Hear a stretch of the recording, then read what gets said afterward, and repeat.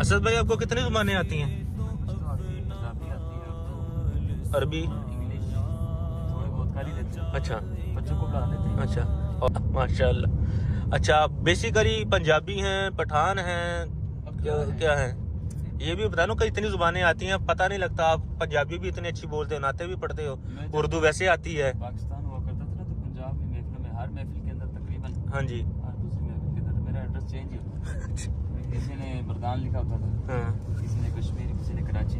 کسی نے اٹک؟ ہاں اچھا تو آج ریویل کریں نا، بتائیں پھر۔ ماشاء اللہ خوبصورت علاقہ ہے۔